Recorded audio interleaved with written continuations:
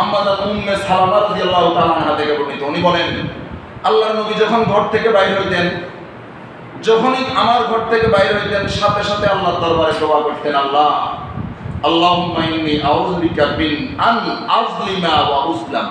আল্লাহ, আমি আপনার কাছে আশ্রয় চাইতেছি যেন আমি নবী কারো উপরে জুলুম না করি, সুবহানাল্লাহ, এবং আমার উপরেও যেন কেউ জুলুম না করে। এবার চিন্তা করেন তো, যেই নবী জুলুম থেকে আল্লাহর কাছে আশ্রয় চাইতেছে, ওই নবী কি জুলুম করতে পারে? বুঝেন নাই মনে পারে? এরপরেও কিসের থেকে আশ্রয় চাইতেছে? কিসের থেকে? হযরতে আবু বকর সিদ্দিক রাদিয়াল্লাহু তাআলা আনহু আল্লাহর নবীর কাছে আসি কান্নাকাটি করতেছে, বলতেছে, ইয়া রাসূলুল্লাহ আল্লাহনি দোয়া, আমাকে আপনি একটা দোয়া শিখাইন, যে দোয়াটা আমি নামাজের মধ্যে করতে পারি। যে দোয়াটা কোথায় করতে পারি? নামাজের ভিতরে করতে পারি। রাসূল বলছেন, তুমি দোয়া শিখতে চাও যে দোয়া নামাজের ভিতরে পড়বে?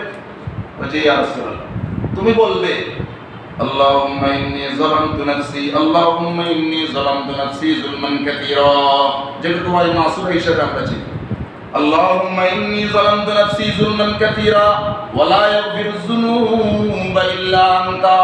ও আবু বকর, তুমি বলবে আল্লাহুম্মা ইন্নী যালামতু নাফসি যুলমান কাসীরা। এই দোয়াটা এমন এক দোয়া, এই দোয়াটা এমন এক দোয়া, এই দোয়াটা তুমি নামাজের ভিতরে করবা। বলেন তো দেখি, এই দোয়ার ভিতরে, এই দোয়াটা যে বিষয়, ওই বিষয়টা কি? বুঝলেন না? কি বিষয়ের উপর দোয়াটা? জুলুমের বিষয়। কি বিষয়? আল্লাহুম্মা ইন্নী যালামতু নাফসি না, জুলুম। কিসের বিষয়? জুলুম। তাহলে যেই বিষয়ে দোয়া, স্পেশালি সারা পৃথিবীর সব উম্মতের শ্রেষ্ঠ উম্মত যিনি, সব নবীর শ্রেষ্ঠ নবী যিনি, সব ইবাদতের শ্রেষ্ঠ ইবাদত যেটা, কথা খেয়াল করিয়েন, আবু বকর শ্রেষ্ঠ উম্মত, আমাদের নবী শ্রেষ্ঠ নবী, সব ইবাদতের চাইতে শ্রেষ্ঠ ইবাদত কোনটা? নামাজ।